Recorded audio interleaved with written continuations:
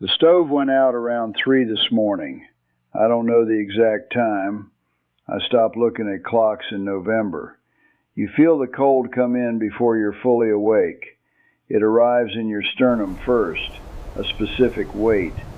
Not just the absence of warmth, the presence of cold. There's a difference. I got up and split more wood by lantern.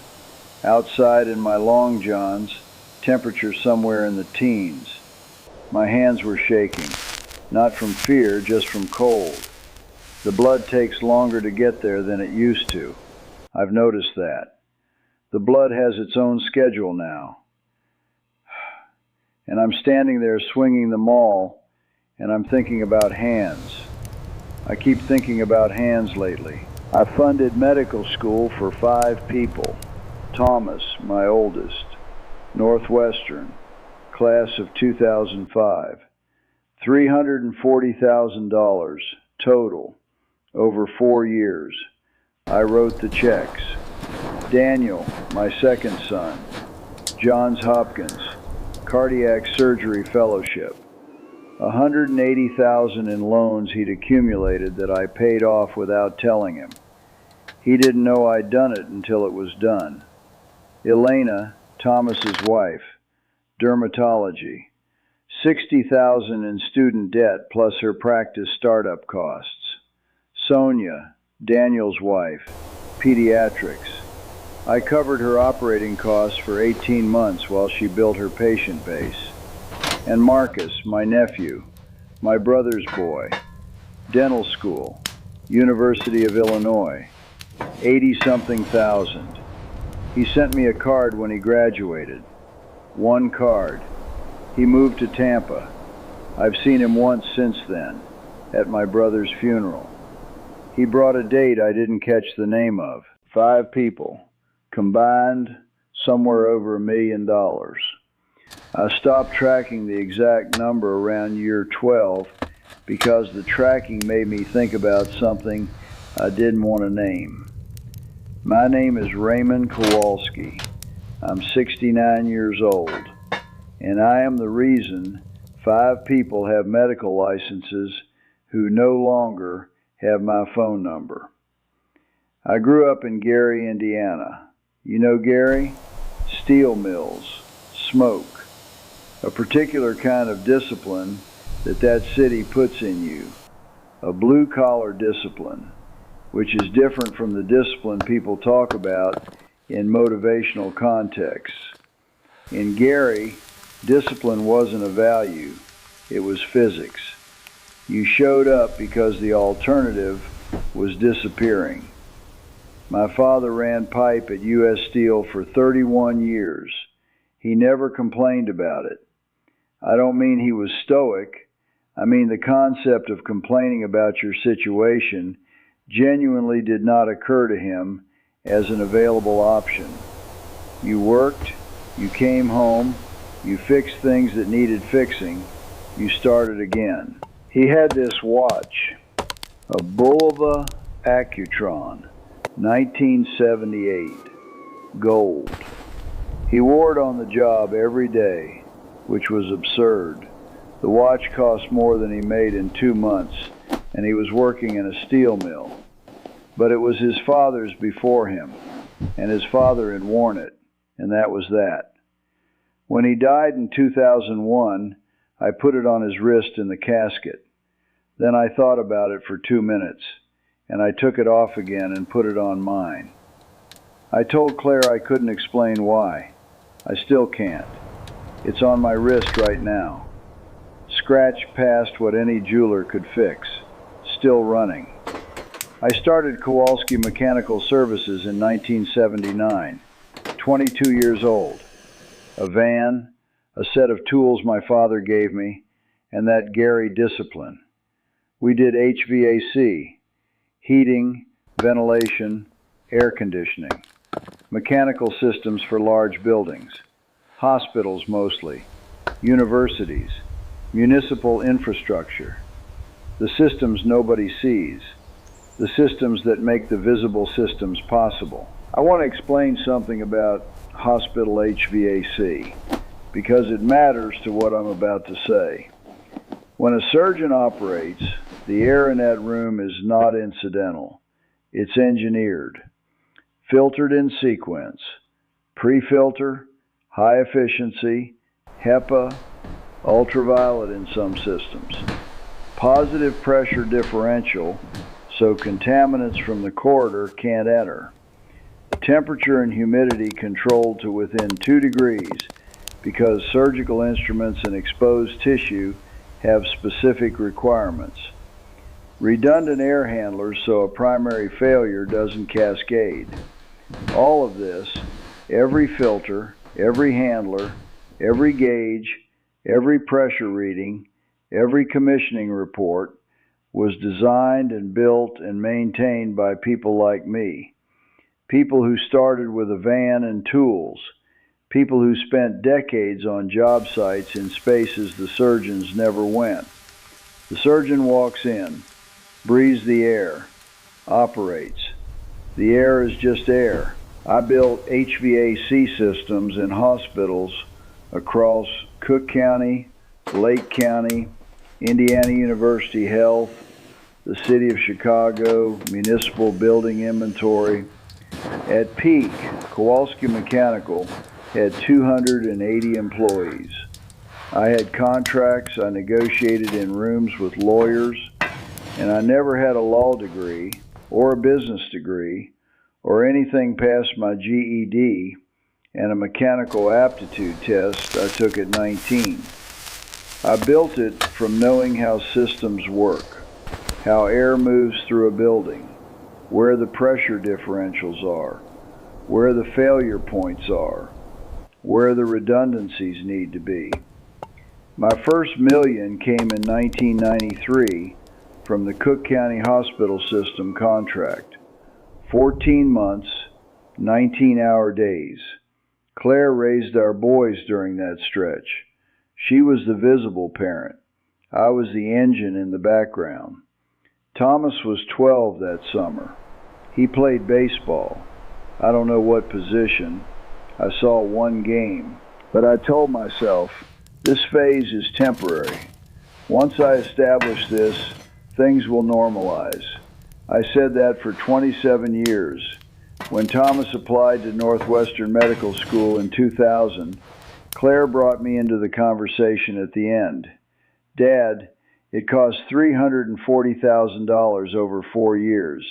I said, okay. I didn't structure it as a loan. I didn't discuss repayment.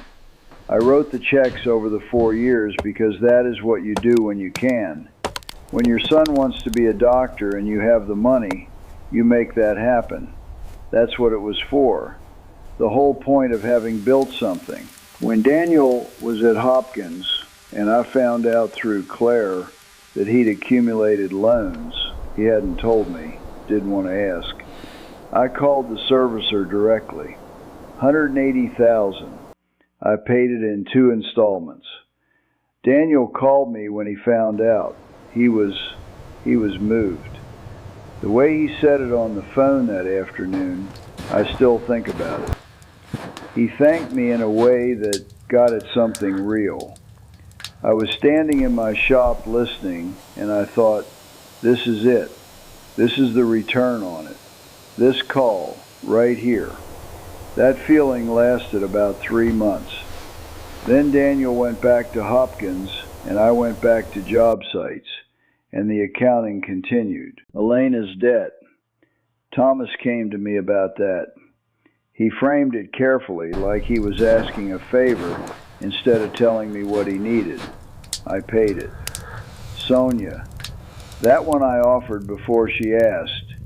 I'd met her a few times by then. I saw her once in the waiting room of her new practice with a 4-year-old patient who was terrified. She got on the floor with him, the floor of her waiting room, in her white coat, and she sat on the floor and talked to him like he was a person with a problem worth taking seriously. I thought, this person should be a pediatrician. I don't care what it costs. Marcus. I did because he was my brother's kid, and my brother had helped me once, early, when I didn't have it. family debt of a different kind. I never told any of them what I'd given up to fund what I'd funded. Not because I wanted credit. I genuinely didn't. I need to be clear about that. I didn't want a ceremony, but I assumed that somewhere in the architecture of a family there was a space where the infrastructure was known, not celebrated, not talked about at dinner, just known. The way a good building engineer knows who built the mechanical systems, even if no one else in the building does. A professional courtesy and awareness. Every Thanksgiving, the table. Claire cooked. The same things every year. Polish grandmother recipes. The food of an immigrant family that had become, over 2 generations, an American medical dynasty. I sat at the head. Around the table, Thomas, head of neurology at Northwestern. Daniel, cardiac surgery, still affiliated with Hopkins. Elena, dermatology practice on the North Shore. Sonia, pediatrics. Marcus when he could make it. They talked about medicine. Thomas would bring something from a conference. Daniel would tell a surgery story, and everyone would lean in. Elena would ask the precise follow-up clinical question. Sonia would mention a case that had gotten to her. She was the one who let the cases land, which is probably why her patient's parents drove 40 minutes past other pediatricians to see her. Smart people, sharp people, people who had, in the most literal sense, been made possible by what I had built. No one asked about contracts, not once in 30 years. I don't say that with bitterness. I've been working on not saying it with bitterness. I say it as a fact. It didn't occur to them. Why would it? I was the backdrop, the table they sat at, the infrastructure. You know what they say about infrastructure? You only notice it when it fails. January 11th, 2023. I was in the garage around 8 at night. Not a real job, just the kind of work you do when you can't sleep. Replacing a pipe fitting on the water line to the outdoor hose bib. Simple job, 40 minutes maybe. The pressure started in my chest. Then it got specific. I've been on job sites when men have heart attacks. I knew within 30 seconds what this was. I called Thomas first. He was in surgery prep. His assistant told me. He'd call me in 2 hours. I called Daniel. Voicemail. I stood there in the garage with my phone in my hand for a moment and thought about who else to call. And then I stopped thinking about it. Put on my coat, got in the truck, and drove myself to the hospital. 40 minutes. Parked in the ER lot. Walked in. They stented me. 2 stents, LAD artery. 3 nights. The room had a window that looked onto a parking structure and 9 channels on the television. And one of them was the Food Network, running continuously. And I still cannot explain why I remember that detail so precisely. Soup being ladled into white bowls. Nobody came. I want to be precise. Claire sent flowers by proxy. My neighbor Hank brought them. Sat with me for 40 minutes on the second night.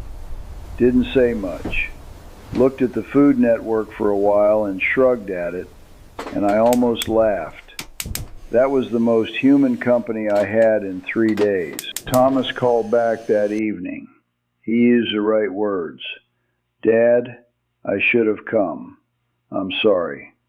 I believe he meant it. I believe it landed in him as something real. I was lying there with 2 new stents in my chest, and I believed him. And I still found myself counting the drive time from Evanston to the hospital. 1 hour and 12 minutes. I'd driven longer for a site visit that could have been a phone call. Daniel called the next morning. 20 minutes, very organized, asked the right medical questions. That's how Daniel shows care, through precision, through wanting correct information. I answered. We hung up. I lay there and watched soup on television. 3 weeks after discharge, a Tuesday, my phone lights up. Group text from Thomas. Family ski trip to Vail, Colorado. March dates. Everyone in? No mention of how I was doing. No check-in.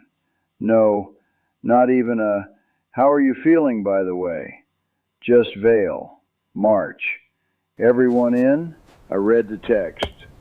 I set the phone face down on the kitchen counter, and I sat there for a while without thinking anything in particular. Then I went to the workshop, and I got my tools, the good ones, the ones I've had since the 90s, the ones I know. I put them in the truck. 2 changes of clothes, my sleeping bag, the bulova on my wrist. I drove northwest. I didn't tell Claire where I was going. I didn't know exactly. I knew roughly. At a rest stop outside Missoula, I left my phone in the men's room, on the sink counter. I stood there and looked at it for maybe 30 seconds. I thought about picking it up. I left it there and walked back to the truck. This property, I'd bought it 2 years before the heart attack, through a land broker. 7 acres, Bitterroot Valley foothills, 38 miles from Hamilton. 1 structure, crude, 1 room, wood stove, no running water, solar for 1 light and a phone charger. I told myself when I bought it that it was an investment. Land in Montana, tax considerations, a backup. I was lying to myself. Part of me had been planning this for years without using the word. The cabin is not comfortable. I want to be clear about that because I don't want what I'm saying to sound like a man who found peace in a beautiful retreat. This is a box with a wood stove and a roof that leaks over the east corner when it rains, and that I have patched 3 times, and that is going to leak again because the underlying structure needs rafter replacement, and I haven't gotten to it yet. The floor is raw wood, unfinished. The table wobbles, 1 leg shorter than the others, something I've shimmed twice and will shim again. The cot has a frame that creaks when I turn over. 2 wool blankets and a sleeping bag. Propane for the range. Solar for 1 light. My tools hang on the wall. That's the only organized thing in the space, hung by type and size. The same system I've used in every shop I've run since 1982. When I wake up in the dark and I'm not sure for a moment where I am, I look at the tools on the wall and I know. Here's the thing I keep coming back to. 40 years of mechanical systems. 40 years of designing and building the invisible infrastructure that made hospitals function. Every commissioning report I ever signed, I could tell you the filter sequence, the pressure differential, the redundancy logic. I knew those systems better than the architects who drew them, better than the administrators who managed the buildings, better than the doctors who worked inside them. I built some from scratch, designed them on paper before the buildings existed, and my sons breathed that air. Not my specific systems, probably not, but the same category of infrastructure, the same invisible work, done by men, trained by men, who learned from men like my father. Thomas walks into an OR at Northwestern Medical and breathes filtered, pressured, temperature-controlled air, and he operates on a brain, and he does not think about the ductwork. Why would he? Why should he? You don't thank the air. I funded 5 medical careers the same way I commissioned an air handler.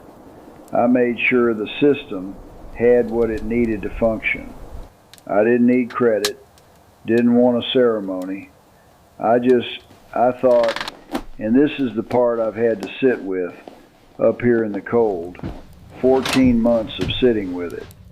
I thought that somewhere in the architecture of a family, there was a space where the infrastructure was known, not celebrated, not brought up at dinner, just acknowledged by someone, just known. I spent 40 years making sure other people could breathe. I just didn't realize I was the ductwork. It took me a long time to say that sentence without feeling something break when I said it. I don't know that it doesn't still break something. It does, a little.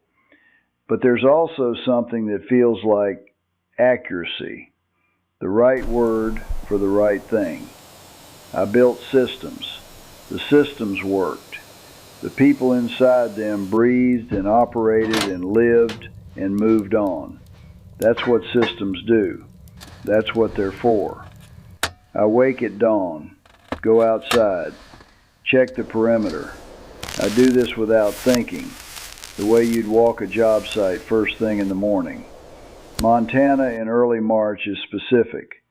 Snow at elevation, exposed yellowed grass in the lower meadow, lodgepole pines standing in their stands, with the particular silence pine forests carry. The Bitterroot River is audible on calm mornings, distant but present. The air has weight, physical weight. You feel it going into your chest. In the afternoons, I walk the tree line. The maintenance on the cabin is continuous. There's always something that needs fixing, which I appreciate. The roof, the stovepipe ceiling, the propane line connection that works loose. I find I'm still useful to the structure I live inside, even when I'm not useful to anything else.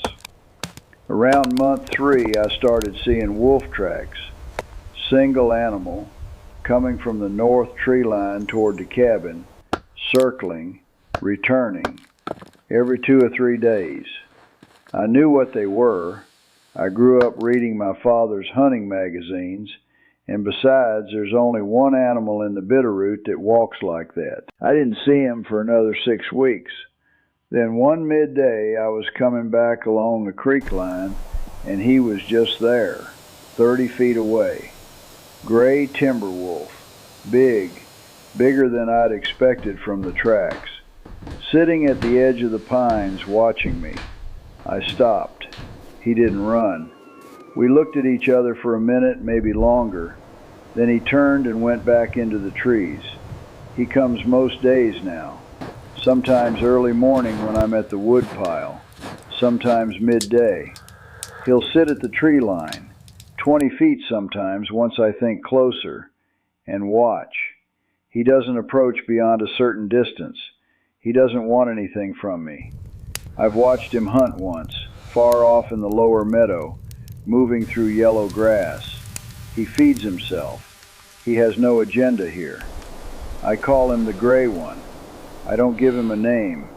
A name would be something else, something I'm not doing. What I think about when he's there, he has no information about me.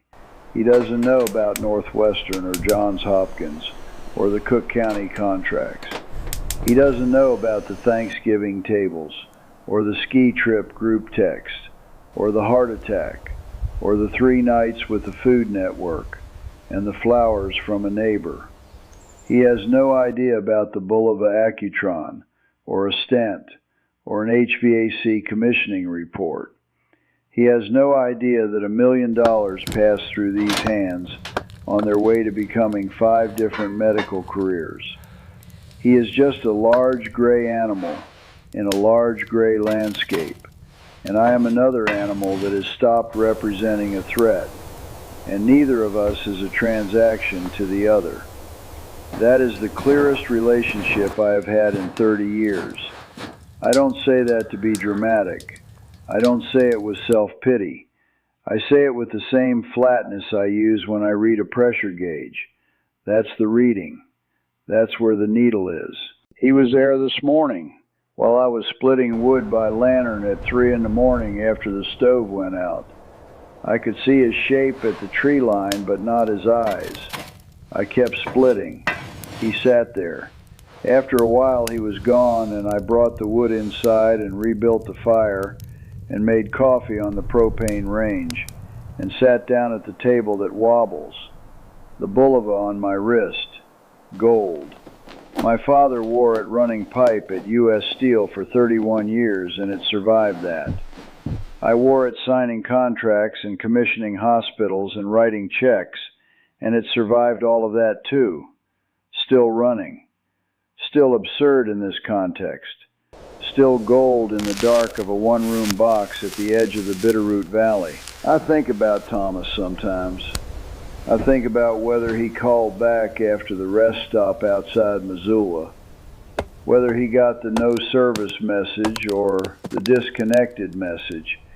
I don't know which one shows up when you leave a phone on a sink counter and walk away, whether he told Claire I was unreachable, or whether he assumed I'd call when I was ready, whether he ever sat in a parking lot somewhere and thought about the 14 months he was 12 years old and I wasn't there for. I don't finish that thought most mornings. I let it go. But some mornings I stand in the doorway with my coffee cooling in my hand, and I look out at the tree line, and he's there again. The gray one. Came back early today, sitting in the flat gray morning light, still as the pine behind him, not moving, not asking for anything. I look at the watch on my wrist, my father's hands, my hands, their hands. I keep meaning to figure out what that adds up to.